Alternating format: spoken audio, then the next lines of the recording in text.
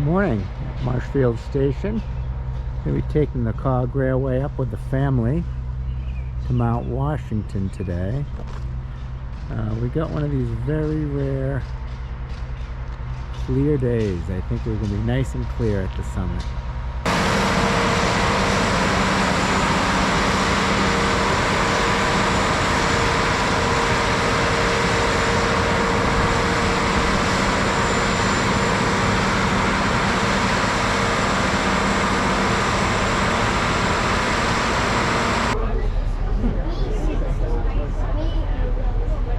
Now folks, as we get started today, I'm going to ask you all please remain seated until we've crossed our one and only bridge you see further up the line there. That's No Name Bridge, and this is the one and only bridge here at the Cog Railway today. Once we cross over that bridge, I'll know that Engineer Ray is going to crank us up to our cruising speed for the day. Once we're at our cruising speed, you'll be able to walk about the coach, but for now, I'm going to ask you all to remain seated. Alright, now we can hear Engineer Ray back there. We're revving up our biodiesel, ready for our journey today. Go.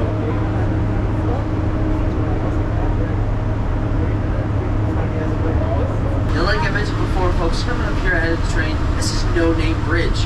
Now, as the name implies, this bridge has no name. However, we are taking suggestions, but No Name Bridge here is our one and only bridge of the Cog Railway. Anytime we'll be above the ground today, we'll be going over a trestle. Now, as we go over No Name Bridge today, we're crossing over the rapid Ammonoosuc River. Now, believe it or not, the Ammonoosuc River actually starts just a few miles off to the right-hand side there in the Ammonoosuc Ravine. Because of this lovely weather you all brought with you today, we're going to be able to see all the way down into the bottom of the ravine.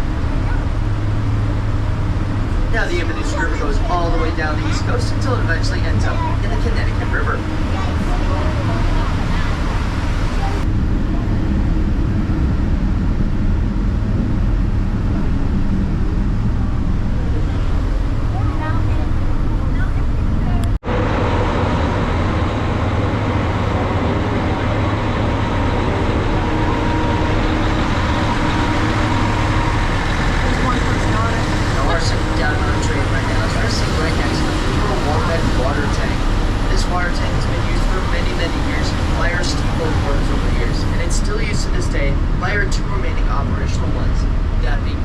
Number 2, the Ammonoosuc, and WF number 9, the Wombeck. Now, unfortunately, right now, our terminal steamers are filling some boiler issues. But right now, we're planning to have them on the 1st of July. That is not guaranteed, folks, as we never know what happens here at the Cog Railway. Nothing is ever steady still. Here are the ones at the odd angle today. We're on our average 25% grade right now.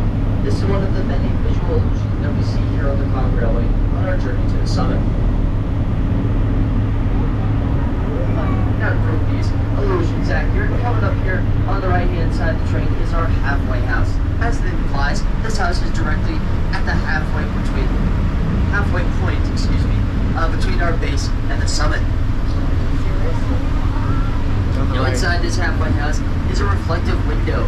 Inside that window, you'll see just how steep of an angle we're climbing today. I would highly recommend getting your cameras ready, as this is the perfect time for a photo opportunity.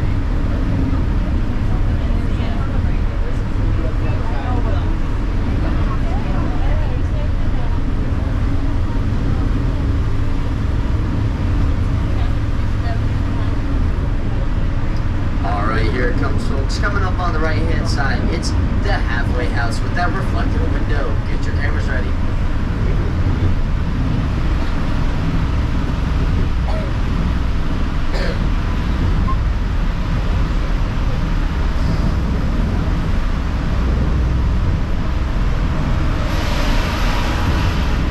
Pretty cool, right? Now, something interesting to note about that building, folks, is that building is exactly level with the mountain around us with our trees here. And there are two ways of knowing this. Number one, there's a sign on the side of the house that says this building is exactly level.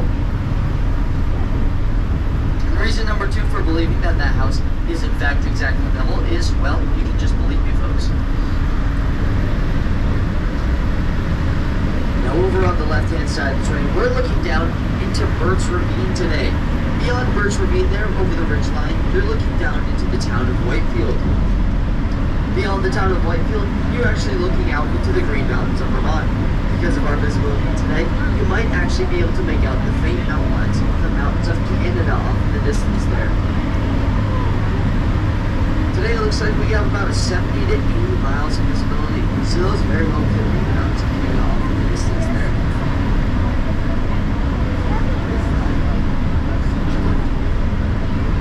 Now folks, in just a few moments, we're going to be going over Jacob's Ladder, that steepest and highest portion of our journey today. I would highly recommend walking by the coach and experiencing this huge grade for yourself. This is one of the very few places on Earth that you'll actually be able to do something like this. Now, as we go over Jacob's Ladder today, we're going to be doing something called threading the needle, which is where we run in between two massive ravines. Birch Ravine off to the left-hand side, and the Ammonoosuc Ravine off to the right-hand side.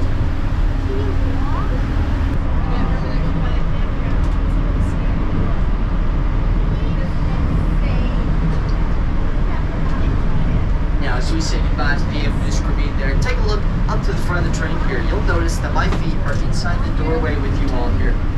Inside the coach. But you'll notice that my upper torso and head are hanging outside above the platform. This shows you just how steep of an angle we're climbing over Jacob's Ladder today. Now, Cargo here works 365 days of the year in any type of weather. Rain, sleet, snow, or sunshine, he's always doing his job. Now, Cargo recently got a fresh new coat of paint, and he's very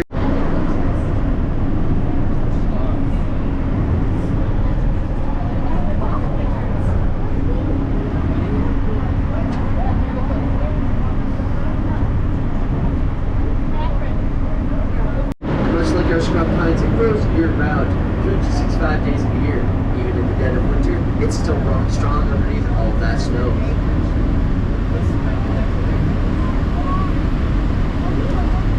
Now, taking a look off to the left-hand side of the train, you're getting a bit of a preview for what you're going to see in the next few minutes. Those are the southern presidential mountain ranges over there. Now, as we crest over this second hill, in just a few moments, we're going to be looking all the way down into the valley below. You guys brought a lot of great weather with you today, and hopefully it stays like that as we come up to the top. Here's the path. See the trail? Yeah. So sorry about my voice, folks.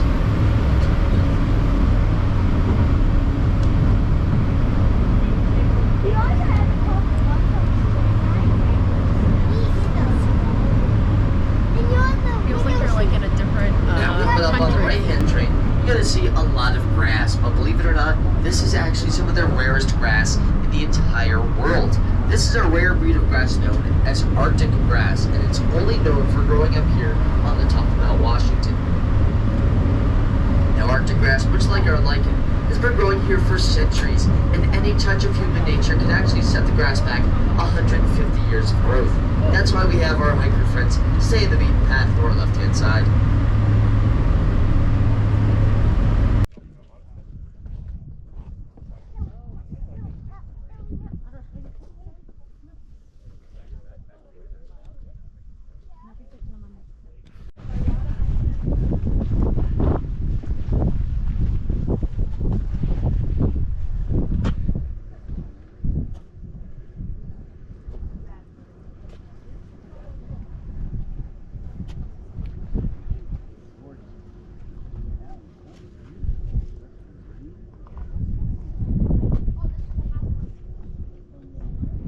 Presidentials.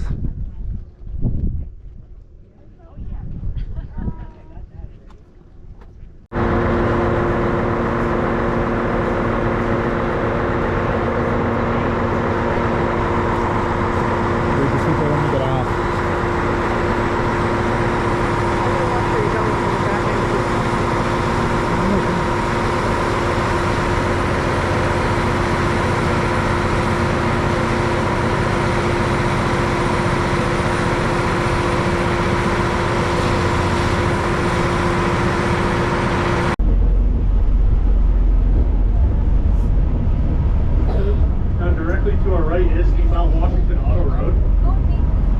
It's about 7.5 miles long from base to summit, about 2 cars wide, and has 0 guardrails throughout the whole thing. Now they do hold events here. And next year they are holding another rally race where contestants will start in their spec'd out sponsored cars.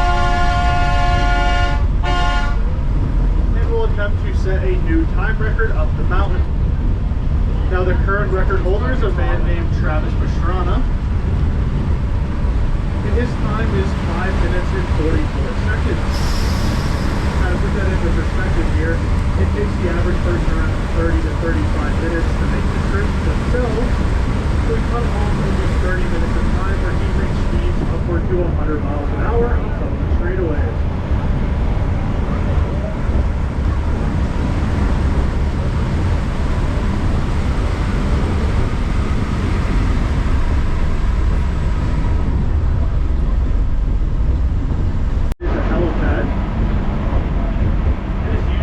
Military as well as certain rescue teams to do high wind speed training up here in their helicopters.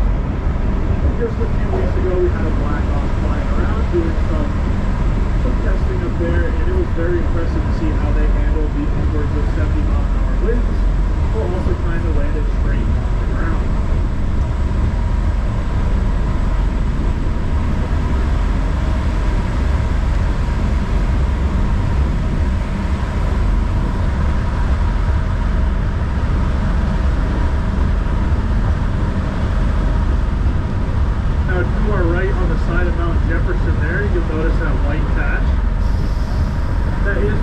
Of the snow around here.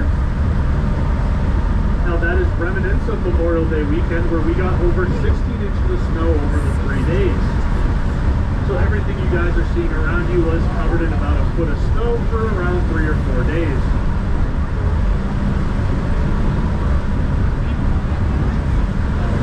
Now unfortunately for me, my first day was also Memorial.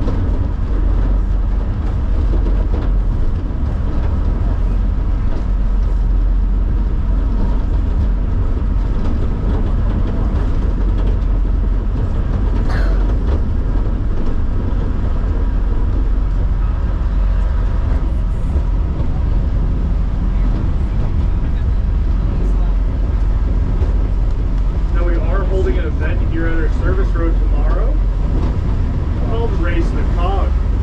Now runners from around the U.S. can gather at our base station and attempt to race our train up the mountain alongside us. Now I believe this is our 4th year doing it, but in our first year a man did beat our train up the mountain. He ran from base to summit in 38 minutes and our train took about 42. He was an Olympic endurance runner, so he had been training his whole life on endurance running, but it still does not discredit how impressive of a feat it is of what the human body can do when pushed to its limits. Upper Falls on the Ammonoosuc.